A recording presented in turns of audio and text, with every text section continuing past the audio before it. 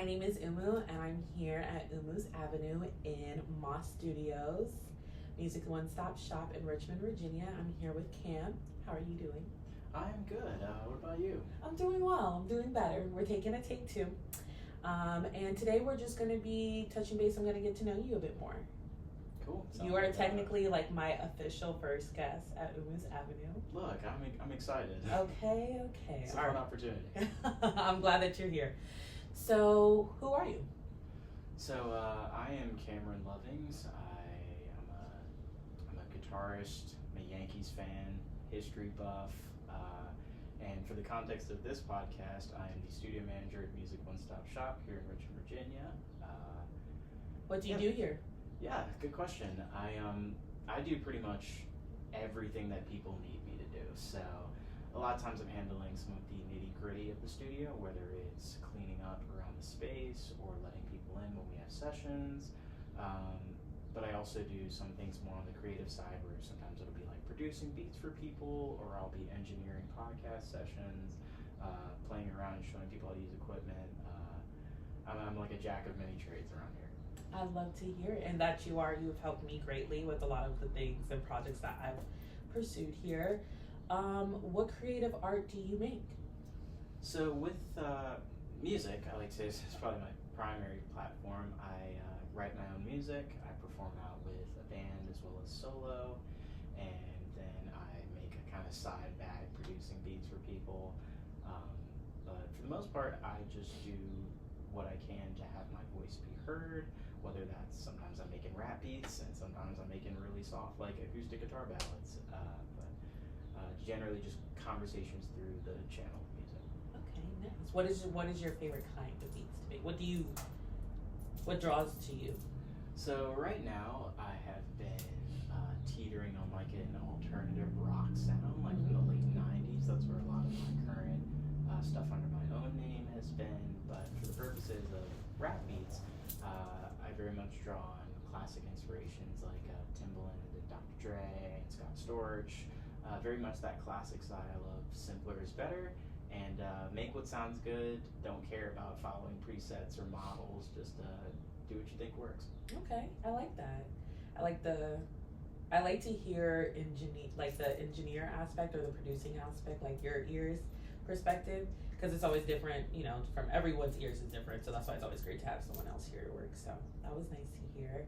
And what got you into your creative art? So I like to say I've always been a creative.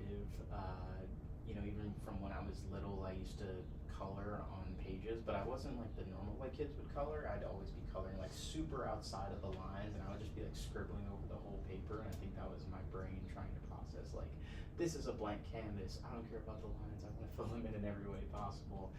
So I've always had that creative streak. In terms of when I knew that music was something I wanted to take seriously, my dad was a huge inspiration for that. He raised me on a lot of different types of music that range from like the Clash and 80s punk rock to late 90s Tupac unreleased alternate takes that he'd have on like these bootlegs that he got from BET where he was working at the time. Nice. But no, you finished. Yeah. No, I didn't catch you. I just meant to like agree. I was like, that's nice, because it's nice to hear that it seems like your father had a great role into drawing you into your creative art as well. So like from your childhood? Oh, tremendously.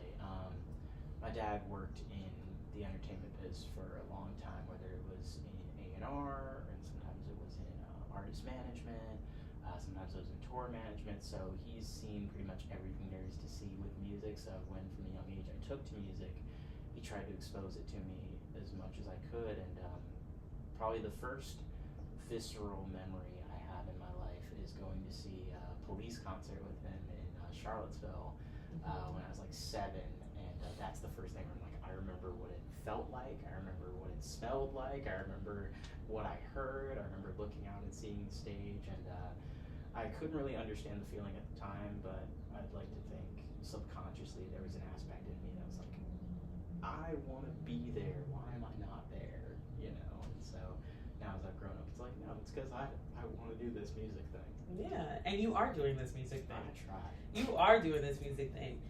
And how does, whenever you create your art and your music, how does it make you feel? Oof, that is a loaded question. Isn't it? It very much depends on the actual music that I'm choosing to make. If I'm gonna make something that's just kind of fun and lighthearted, I like to get a little bit of energy from it. And there's certain times where certain melodies, just the way they're constructed might make me feel a certain way. But if I'm genuinely just songwriting, I usually feel fulfilled, but I always find myself longing for more. And not necessarily in a bad way, more so from the perspective of I'm satisfied with this. I'm satisfied with what I've created. I think I've made a good product, but I want to be better. I want to strive to make something more that, like, eventually I get to a point where I'm like, wow, that's me doing this. That's, that's where I want to be.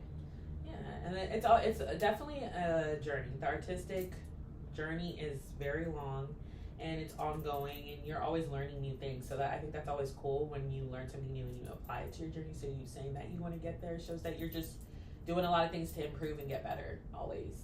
Well, I'm gonna throw that question right back at you. How did you get into your artistic journey, artistic bag? My artistic bag. So I think I've always been an artist, but I just didn't know really. Like I've always been drawn to music. I love to like just sing and rap or just hum, like anything, whistle. So, and I did chorus all throughout like elementary school, middle school, and high school. I didn't do it in college, but I think officially now, like what made me end up here in my studio was my poetry. I was like, I have a lot in my notes, and I want to get this out. I want to do something with it. I want to play with sounds. And so when I came here, and I'm introducing myself as a poet, because I am that, as into my artistry, but I'm many things in the field. But poetry is one of them, and I've always written. Like I've always just written, even if it was little rhymes and little stuff. So I really would say I took to writing poetry even more seriously, like I think maybe about like four years ago. And then I started really doing it in my notes app like heavy, like maybe 3 years ago, especially because like I would just have a lot of emotions in the moment. So now it's been about like 2 months, and I'm officially out as a poet, and okay, I've been doing that for a while. I have my audio poetry book. It's like spoken word. It's on Spotify, and it will be on other platforms later on this week. But yeah, so I think that has always I've always been drawn to that, especially with music, like the songwriting, just how lyrics certain sound, rapping, like just the sounds and how certain words rhyme with each other. I've always been drawn to that. So that, I think that art that caught my eye in the art and my ears, I shall say, yeah. What has been your favorite poem that you've written? My favorite poem, hard, because like it's like picking a favorite child, right? Kinda, yeah, it is. I'm gonna sip to a little bit of that question. Okay. Yeah, Okay. You got something too, right? Look, yeah, let's cheers to that. Let's cheers to art. Artwork. Yeah, favorite artwork. So I'm gonna shoot that question right back at you. Well, hey, I asked first, so you know the rules of the podcast. You have to. I think it's a first. Okay, so I would say my favorite one. I think my favorite one would be Halo Glow. It would be honestly, it would be between Say Less and Halo Glow. Just because Say Less was something that they're two different aspects of a journey, like the beginning and the end. And I think Halo Glow I really enjoy because I wrote that coming back from a trip in Texas, and I was on the plane and everything, and like I traveled with my family, so it was like a family trip. And the setting of Halo Glow is why I'm also drawn to it. It was like a trip, and it was like for my mom. What was my mom and my brother? It was like a nice trip. It was a family trip. We went to go see some family, and then we went to this church, like Texas, like huge, religious and everything. So I was in this ethereal state of feeling more connected with my divinity and everything. And then I was on the plane, and my mom and my aunt were both super anxious because of the plane and everything. And they're kind of anxious individuals. But I like look out the window, and the sun had the aura around it was like in the shape of a cross. And I was kind of like, that's so funny. So I took a picture of it, and I was just sitting with that, and I was doing a lot of like research spiritually on the web, on the plane, and everything. So Halo Glow was written in a moment of like, I felt comfortable in my faith. I like that. Yeah, and there's something about it every time I recite it, or every time that I listen to it, I remember how I felt in that moment of like, I just felt comfortable in my faith. Like, I didn't have to explain it to anyone. I didn't have to justify it. I just knew what I believe in was okay, just from what I saw in that moment and how I felt. So Halo Glow would be my favorite one. And it was a seller, so it's kind of funny. Look, there you go. Go with what you like. Yeah. So what about you? Oh, I see. I threw the question out, and then I realized, I have to Hey. answer it. For me, it's, at least at the moment, I'll say it like this. It always changes.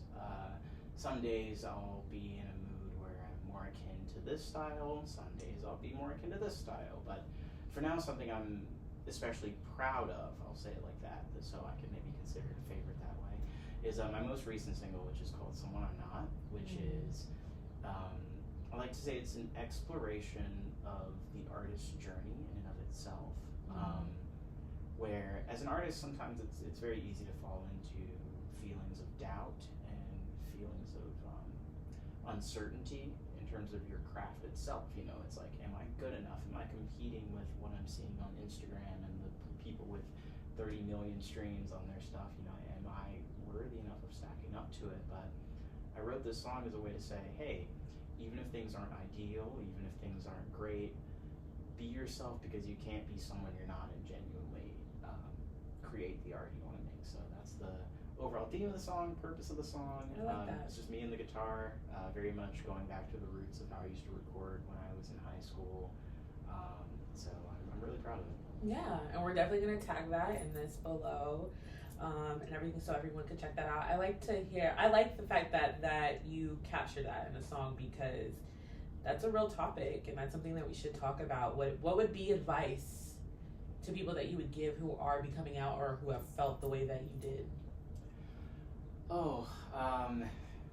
You know, I don't like to give a therapist answer because I don't have a therapy degree, but I can say, at least for me personally, what helped was journaling, actually, and finding an excuse to get out as many thoughts as I could in as quickly of a fashion as possible. So I would just, whenever I was feeling down or feeling unsure about myself, which to this day I still feel, so I still use some of those methods to get through sometimes, but I just sit at my journal and write as much as I could until every thought that was in my head was on the page. From there, I would sleep on it, and I would read it back in the morning, and anything that resonated with me, I would try and unpack. But most of the time, I would read what I'd written the night before, and I'd be like, "Oh, this is a load of junk. I'm just yapping to myself about stuff that's like not even relevant, not even important." And from there, once you put it into a different perspective, aside from the present moment in which you're feeling those feelings, you give yourself some distance to figure out, okay, what am I actually feeling? That can help you rectify them a lot. So that's probably what I would say. I would just say being willing to sit with your own thoughts, whether that's through journaling or meditation or prayer. I don't really discriminate on the method you want to do that, but be willing to tackle the difficult feelings. Yeah, I like that, because be willing to tackle the difficult feelings. Be willing to tackle the difficult feelings. Be willing to tackle the difficult feelings. And where are you from? I was born and raised here in Richmond, Virginia. RVA! I would say where I was born, but that would dox myself a little too much. But if you know RVA, there's only like 3 hospitals you were born at, so you could probably guess. If you know, you know.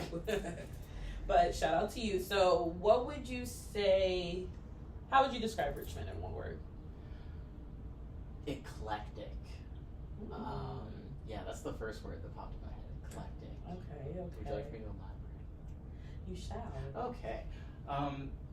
When you walk around Richmond, you never really know what you're going to get. I've walked around, Carytown, which is a decent little shopping district kind of thing here in Richmond. And some days you'll find people set up with synthesizers out on the street, playing stuff, and then sometimes you'll see people out there selling vintage clothes. Mm-hmm. The food, you could go to one restaurant, it's like a Mediterranean thing. Mm-hmm. Go to another restaurant, you're getting some really cool Tex-Mex. Anything that you can dream of is probably in Richmond, especially in the creative field. You know, I've been to some of the best, poetic open mics that I've ever been to in my life, and I've been privileged to see a lot of the world in Richmond. The same thing with music, with art. You know, it's a creative's playground, and it's also just a human playground. So yes, eclectic is my word of choice. Okay, we like that. Give me an artist that is a big muse to your art, and give me one song that describes you. Ooh, once again, like picking a favorite child. Okay. I would say, or how about in this moment in time? In this moment in time, I like that. Yeah. A lot of my songwriting inspiration comes from a guy named Jackson Brown, who was a songwriter in the 1970s, who I think his music is particularly timeless because it never feels like it was from the time it was made. There's always like a very raw element to it where it'll just be the piano and a voice, or it'll be a guitar and a voice, things that don't necessarily date themselves. And more importantly than that, it's that idea of simplicity being better than trying to do too much. I think, at least in music, I'd argue in every creative sphere, but especially in music, if you listen to stuff on the radio, you know, you'll hear people, or you'll go on YouTube classes and watch these like 15 hours worth of like, here's how to use Pro Tools and get XYZ, and here's how to create 8 different plugins and all this stuff. And it's like, if you listen to stuff that's on the radio and that was selling millions of records, a lot of times it's super sparse and it's super simple. And I think Jackson Brown was one of the great masters of that. So in my own songwriting, it's very much, sometimes I'll listen to his stuff before I go into the studio and record some of my own stuff, just to get a feel for like, okay, this is the aesthetic I want to go for, this is what I like. A song that currently describes me, since we're on the Jackson Brown theme, I'll pick one. It's a song called For Every Man, and it's this like very late 70s power ballad with like strings in the back and shit. A little cheesy. You're not too cheesy about that. But it's basically just about how everyone you meet, whether you're seeing them walking down the street, like I'm referencing Arthur out here and I didn't even realize it. Any person that you see has their own dreams, their own ambitions, their own favorite song, their own things they dislike, their own things they like. And I think that message is incredibly poignant in the world we live in, with everything that we have going on, to realize that even those that we see as being different or enemies, quote unquote, you know, the Bible says don't use that term too much, but you know, regardless, all those people that you see as adversaries, which I think is a bit better of a word, all still have a favorite food. They all still have a favorite song. They have a memory of looking at a sunset with someone they loved, you know, so having that connection to just bring it all together and realize we have some common ground no matter where we come from, is incredibly beneficial to just make the world a slightly better place. I'm not saying we can solve all the world issues, but if we all just approach it from, hey, you're a human being, I'm a human being, we can make the world a slightly better place. Yeah, with our favorites. I like that. I really like that. Now that makes me actually want to go listen to For Every Man by Jackson Brown. Good song. Yeah, I'm going to check it out after this. And, okay, so this is like a fun question. Because, like, an album that's like a muse to me for a lot is Watch the Throne. Oh, classic. Okay. Have to. So now I'm going to ask you, what is your top song off of that? I'm gonna give you 2 answers. No. I'm giving you. I'm telling you. It's a two. Or you're gonna have to tell me who did better versus like who's versus. Oh no, I'll take question 1. Okay, because you can't even. Yeah. Okay, you can give me your 2 part. I'll go easy on you. I will give my actual answer and then I'll give what I wish I could say. Okay. Ham is incredible. Hard as a motherfucker. I love that track. Yeah, Ham is good. Just the percussive, like, pizzicato string thing in the background, and just a really simple, nice 808. It's just a very sonically pleasing track to me, and also it was in one of my favorite basketball video games growing up, so I've got like a special attachment to it. Okay, I'd love to hear it. Great track. My real answer would be Kanye and Jay-Z were working on a track called Living So Italian that was originally supposed to be on Watch the Throne, and it had this like sample of like this 1990s like Andrea Bocelli, who was like an opera singer. Like they flipped that sample, and it was like nuts. I was like, if this would have came out, it would have killed the market. People wouldn't have been ready for that. So it ended up getting scrapped. But yeah. I've never heard about that. You just put me on. Yeah, I just. So it's on YouTube. I just lurk the internet, so I just like find stuff out. You be lurking. You be on Beyonce's internet. Look, you gotta get the information. It's Cam's internet, really. Okay, so you just put me on. I'm gonna check that out. But thank you for that, and also thank you for sitting down here with me at Umus Avenue at Moss Studios. Oh, it's an honor. You know. So you're like my first official guest. Do I get like a medal, like a plaque? You know what you do get? You do get an applause. Make sure to turn it up this time. And we know what we gonna go play. Oh, goodness. Boom. Woo! Shout out Cam here at Umus Avenue.